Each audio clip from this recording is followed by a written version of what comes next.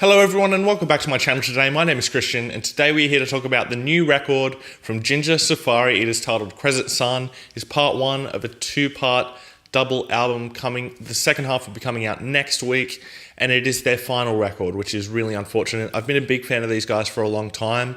I got dragged to one of their shows one day and I was instantly hooked on them. I thought they were incredibly fun, so unique, and have this style of music that, as I said, is unique and really doesn't sound like anything I'd ever heard before, introducing just Middle Eastern influences and Indian influences and all these sounds from different cultures into an indie pop kind of sound that is really interesting and really enjoyable to listen to.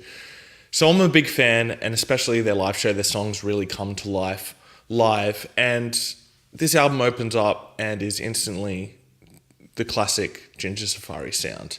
There are elements of new soundscapes coming in, new influences, all this kind of stuff.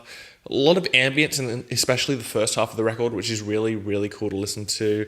The first half of the record is classic Jinja Safari, but it has a lot. It is the half of the record that really has a lot of those new influences in there. There's lots of ambience going on, some really experimental melodies going on in the vocals, and not a huge amount of catchy melody, but melody that is really, as I said, experimental and interesting to listen to. There are some songs in that first half which are the classic, really catchy, really poppy Jinja Safari songs. They would be Kilimanjaro and Flux. They're the main two, and as well as the first song. I can't remember the name of it though. They're all both really great songs, classic Jinja Safari with that really catchy chorus, great melody going on, and the vocals are driving it as they always do. Find My Way is the first song in the second half of the record. It is the best song on the record in my opinion. Really catchy. It is that classic Jinja Safari sound. I've been saying classic Jinja Safari for this entire review, but this encapsulates everything that Jinja Safari is about, this song, and is by far my favorite. Second half of this record is a lot less experimental. It's got a lot less of that ambient experimentation going on. It's got some more catchy melodies going on and is more towards what Jinja Safari have done in their past two records. The last record I thought was not as good as the first two EPs, which were put into a album called Locked by Land. I think that record is incredible, and I think that this newest record is better than the last one.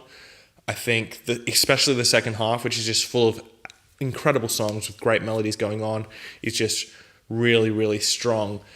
Kick the Habit and Dangerous are two more highlights on the second half of the record, or the record in total. Great melodies going on in this again, and the experimentation in the instrumentation does come down a bit, but there are still some really interesting elements going on if you really listen for them. Negatively, Head of a Stranger is a bit messy for the first half of the song. It then picks up and is another great song, but the first half is really kind of messy, didn't really vibe with it and didn't really connect with me. And Romulus felt like it fell a bit flat. It was going for this grandiose sound and it kind of just felt like it stayed middle of the road for the entire song. Other than that, I can't really fault this record. I really enjoyed it. Think it is some of the best tracks they've ever written and is a perfect start to a farewell double album. I was scared going into this record because whenever a band does a farewell record, you don't know if they're putting their heart and soul into it, and you don't know if the songs are going to be a good farewell to a band. And we've seen that with Amblin, which I didn't like their last record, Lowborn.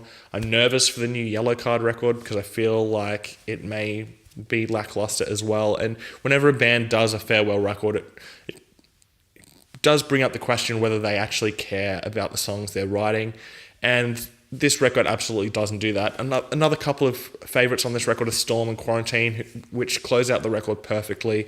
Two really great songs to finish off the record. I'm hoping in the second half of this double album they have a song at the end of the record that is like Bay of Fires off the last record, because that would be a perfect way to close out the Jinja Safari career.